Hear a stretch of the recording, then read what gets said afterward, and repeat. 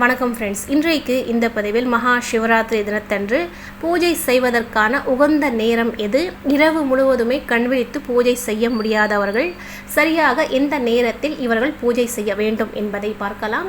சிவபெருமானுக்கு மிகவும் பிடித்தமான எந்த ஒரு மலர்களை சாற்றி நாளைய தினத்தில் வழிபாடு செய்ய வேண்டும். சிவபெருமானுடைய எந்த 2 சக்தி வாய்ந்த மந்திரத்தை சொல்லி சிவபெருமானை வழிபாடு செய்ய வேண்டும் என்பதை இந்த பதிவில் பார்க்கலாம். உடல் உபாதைகள் காரணமாக இரவு முழுவதுமே கண்விழித்து சிவபெருமானை பூஜித்து வழிபாடு செய்ய முடியாதவர்கள் இந்த குறிப்பிட்ட நேரத்தில் நீங்கள் சிவபெருமானை பூஜித்து வழிபாடு செய்வது அதி அற்புதமான பலன்களை தரக்கூடியது. நாளைய தினத்தில் சிவபெருமானை பூஜித்து வழிபாடு செய்வதற்கு மிகவும் ஒரு அற்புதமான ஒரு நேரமானது லிங்கோத்பவ எனப்படும் நேரம்.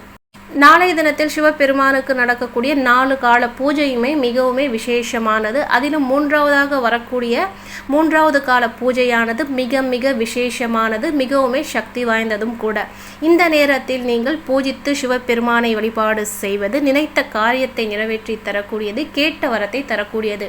3வது கால பூஜையில் பார்வதி தாயார் சிவபெருமானை பூஜித்த நேரமாக கருதப்படுது. அதிலும் குறிப்பிட்டு சொல்லும் பொழுது லிங்கோத்பவ எனப்படும் நேரமானது மிக மிக சக்தி வாய்ந்த ஒரு நேரமாக கருதப்படுது.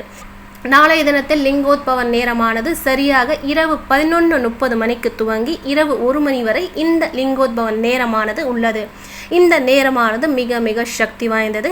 இந்த நேரத்தில் நீங்கள் சிவபெருமானை நினைத்து உங்களுடைய வேண்டுதல்கள், உங்களுடைய பிரார்த்தனைகளை சொல்லி மனமுருகி நீங்கள் சிவபெருமானை வழிபாடு செய்ய வேண்டும். இந்த நேரத்தில் நீங்கள் சிவபெருமானுடைய மந்திரங்கள், சிவ புராணத்தை படிப்பது மிக மிக விசேஷமானது. சிவபெருமானுடைய அருளை பரிபூர்ணமாக பெற்று தரக்கூடியது, நினைத்த காரியத்தை நிறைவேற்றி தரக்கூடியது. இதை தவிர சிவபெருமானுடைய மந்திரங்கள், ஸ்லோகங்களை படித்து வழிபாடு செய்யலாம். சிவபெருமானுக்கு நீங்கள் அபிஷேகம் செய்து வழிபாடு செய்யலாம், அர்ச்சனை செய்து வழிபாடு செய்யலாம்.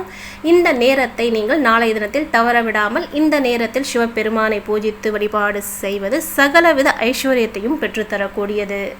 சிவபெருமானுடைய ஓம் நம சிவாய் என்ற பஞ்சாட்சர மந்திரத்தை நீங்கள் சொல்லி சிவபெருமானை வழிபாடு செய்யலாம். இதை தவிர சிவபெருமானுடைய மகா மிருத்யுஞ்சய மந்திரமானது மிக மிக சக்தி வாய்ந்த ஒரு மந்திரம். அனைத்து வித கர்ம வினைகளை நீக்கக்கூடியது, தீராத கடன் பிரச்சனை, தீராத உடல் உபாதைகளை நீக்கக்கூடியது, தீர்க்க ஆயுளை தரக்கூடியது, சகலவித செல்வ வளத்தையும் பெற்றுத்தரக்கூடியது. ஓம் திரியம்பகம் யஜாமஹே சுகந்திம் புஷ்டி வரதனம் உருவாருக்குமே உபந்தனாத் மிருத்யோர் முக்ஷிய மாம்ரதாத். இந்த மந்திரத்தை நாளைய தினத்தில் சிவபெருமானுக்கு நாளைய தினத்தில் லிங்கோத்பவ எனப்படும் இந்த நேரத்தில் இந்த மந்திரத்தை 108 முறை சொல்லி சிவபெருமானை வழிபாடு செய்வது அதி அற்புதமான பலன்களை தரக்கூடியது. நாளைய தினத்தில் சிவபெருமானுக்கு செந்தாமரை மலர் அல்லது வெந்தாமரை மலரை கொண்டு வழிபாடு செய்வது மிக மிக விசேஷமானது. மகாலட்சுமி தாயாருடைய அருளாசை பெற்று தரக்கூடியது, வீட்டில் செல்வ செழிப்பை அதிகரித்து தரக்கூடியது. சிவபெருமானுக்கு நாகலிங்க பூவானது மிக மிக விசேஷமானது. நாகலிங்க பூவை நாளைய தினத்தில் சிவபெருமானுக்கு சாற்றி வழிபாடு செய்வது மிகவும் அற்புதமான பலன்களை தரக்கூடியது.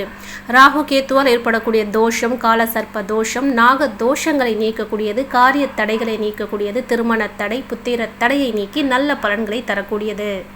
நீல நிறத்தில் இருக்கக்கூடிய சங்கு புஷ்பத்தை கொண்டு நாளைய தினத்தில் சிவபெருமானை வழிபாடு செய்வது சனி பகவானால் ஏற்படக்கூடிய பாதிப்புகள், காரிய தடைகள் மற்றும் 7.5 சனி, அஷ்டம சனி, சனி ரீதியான பிரச்சனைகளை நீக்கி நல்ல பலன்களை தரக்கூடியது.